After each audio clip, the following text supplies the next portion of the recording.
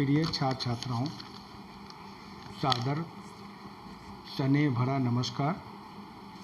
मैं डॉक्टर नियाज़ अहमद सिद्दीकी, सहायक प्राचार्य, मनोविज्ञान विभाग, सरदार वल्लभ भाई पटेल महाविद्यालय भभुआ, कैमूर, आपको आज मानव मस्तिष्क की संरचना और इसके कार्यों के बारे में बतलाने जा रहा हूँ। आशा करता हूँ आज का पाठ आपके लिए लाभदायक और ज्ञानवर्धक सिद्ध होगा। जैसा कि हम जानते हैं, नर्वस सिस्टम हमारे संपूर्ण व्यवहारों का कर्ता धर्ता होता है और इसी के आधार पर हमारा संपूर्ण व्यवहार संचालित होता है। नर्वस सिस्टम का निर्माण विभिन्न प्रकार के सिस्टमों के योग से होता है और उसके पश्चात ये कार्य करना शुरू करता है। सामान्यतः नर्वस सिस्टम को दो भागों में बांटा गया है। एक भाग सेंट्रल नर्वस सिस्टम कहलाता है और दूसरा भाग पेरिफेरल नर्वस सिस्टम कहलाता है।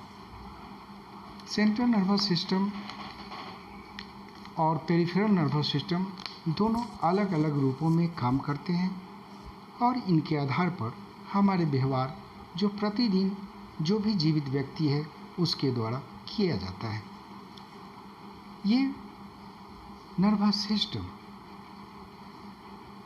संपूर्ण व्यवहारों के लिए एक तंत्र का काम करता है, जिसमें हमारे व्यवहार दिन प्रतिदिन संचालित होते हैं और उनका क्रियान्वयन होता है। सेंट्रल नर्वस सिस्टम के अंतर्गत ब्रेन और स्पाइनल कोड का अध्ययन किया जाता है। आज हम सिर्फ जानना चाहेंगे कि हमारे ब्रेन का यानी हमारे मस्तिष्क की संरचना कैसे होती है और इसके द्वारा कौन कौन से कार्य किए जाते हैं। न्यूरोमनोवैज्ञानिकों ने मानव मस्तिष्क को 3 भागों में बांटकर अध्ययन करने की कोशिश की है। इसका एक भाग फोर ब्रेन यानी अग्र मस्तिष्क, दूसरा भाग मिड ब्रेन यानी मध्य मस्तिष्क और तीसरा भाग हिंड ब्रेन यानी पश्च मस्तिष्क कहलाता है। समानतः फोर ब्रेन जो होता है ये मस्तिष्क का आगे का और ऊपर का भाग होता है। इस मस्तिष्क को 4 भागों में बांट दिया जाता है और इन भागों के द्वारा अलग अलग कार्य संचालित किए जाते हैं। फोर ब्रेन का पहला जो भाग होता है इसको थैलमस या चेतक कहा जाता है, जो मध्य मस्तिष्क के ठीक ऊपर तथा दोनों गोलार्धों के बीच एक अंडाकार संरचना की तरह दिखलाई पड़ता है और इसके द्वारा संवेदी ग्राहकों से आने वाली सूचनाओं को ग्रहण करके मस्तिष्क के अन्य भागों में प्रसारित किया जाता है। यही कारण है कि थैलमस या चेतक को रिले सेंटर के नाम से जाना जाता है। फोर ब्रेन का दूसरा जो पार्ट्स होता है इसको हम हाइपोथैलेमस के नाम से जानते हैं, जो थैलमस के नीचे एक छोटी सी संरचना के रूप में पाया जाता है। हाइपोथैलेमस के द्वारा मूलतः व्यक्ति के भूख, प्यास, नींद, काम जैसे अभिप्रेरकों का नियंत्रण किया जाता है।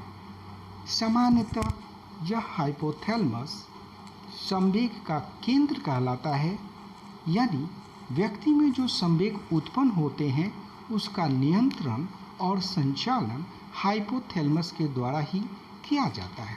अगर किसी कारण से हाइपोथैलेमस क्षतिग्रस्त हो जाता है तो फिर हमारी सांवेगिक क्रियाएं बिल्कुल ही रुक जाती हैं या वो धूमिल पड़ जाती हैं।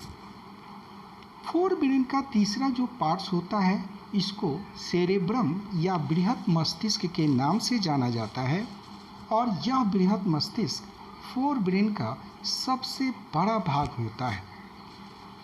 फोर ब्रेन का बृहत मस्तिष्क एक दरार जो होता है जिसको लॉन्गिट्यूडनल फिशरी या अनुदैर्ध्य दरार के नाम से जाना जाता है, ये इस मस्तिष्क को यानी बृहद मस्तिष्क को दो गोलार्धों में बांट देता है। एक गोलार्ध दायां गोलार्ध कहलाता है तथा दूसरा गोलार्ध बायां गोलार्ध के नाम से जाना जाता है। दायां गोलार्ध की अपेक्षा बायां गोलार्ध जो होता है वो ज़्यादा महत्वपूर्ण होता है, क्योंकि इसमें भाषाई क्षेत्र यानी ब्रोका एरिया पाया जाता है, जिसके कारण हमारे में भाषा का विकास होता है। फोर ब्रेन का चौथा जो भाग होता है इसको हम लिम्बिक तंत्र या लिम्बिक सिस्टम के नाम से जानते हैं।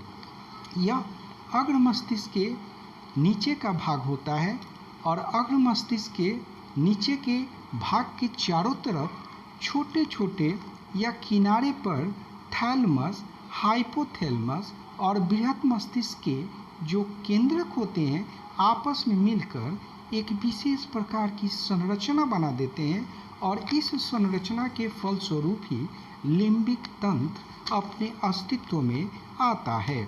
लिम्बिक तंत्र में ध्रान बल्ब पाया जाता है जिसको स्मेल ब्रेन के नाम से भी जाना जाता है।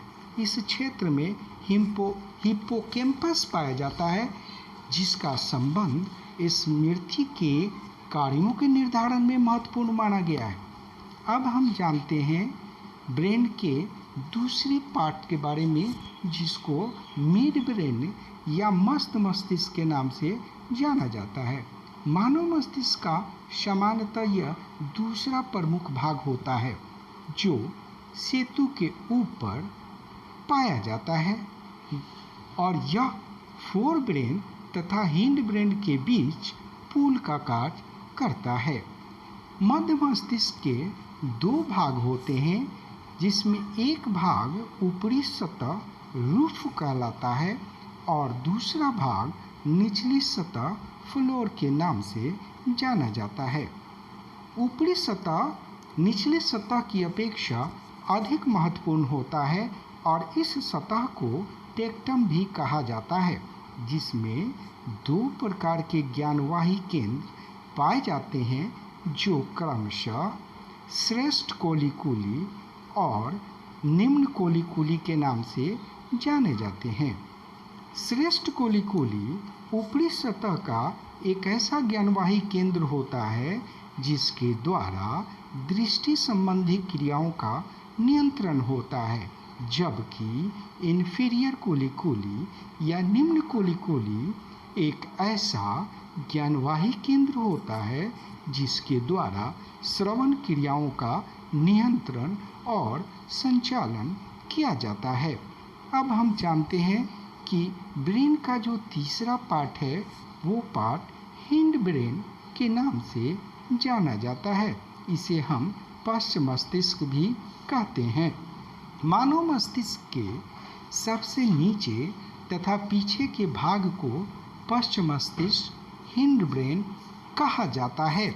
यह भी मस्तिष्क का एक महत्वपूर्ण भाग होता है जिसके कई उपभाग होते हैं जैसे मेडुला या मेरुशीर्ष, सेतु, पोन्स, लघु मस्तिष्क, सेरेबेलम आदि। मेडुला मेरुशीर्ष पश्च मस्तिष्क का सबसे नीचे का भाग होता है जिसके द्वारा व्यक्ति की हृदय की गति, श्वसन की क्रिया, रक्तचाप आदि क्रियाओं का नियंत्रण और संचालन किया जाता है।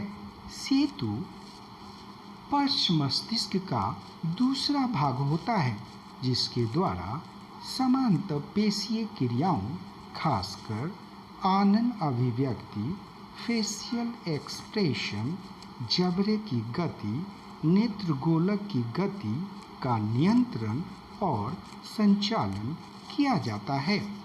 हिंड ब्रेन यानी पश्च मस्तिष्क का तीसरा भाग लघु मस्तिष्क या सेरेबेलम के नाम से जाना जाता है।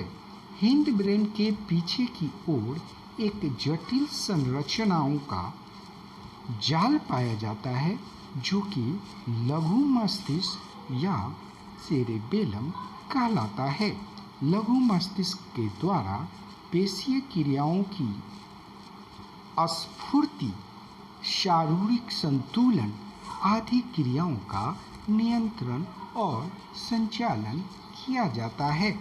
अब हम ये समझें कि मानव मस्तिष्क की संरचना सामान्यतः 3 भागों के द्वारा की जाती है, जिसमें एक भाग फोर ब्रेन यानी अग्र मस्तिष्क, दूसरा भाग मिड ब्रेन यानी मध्य मस्तिष्क और तीसरा भाग हिंड ब्रेन यानी पश्च मस्तिष्क के नाम से जाना जाता है। आप सभी आज के इस पाठ से लाभान्वित हुए होंगे। हमें उम्मीद है कि अगले दिन जो पाठ हम आपको बतलाएंगे और भी रोचक और ज्ञानवर्धक होगा। धन्यवाद।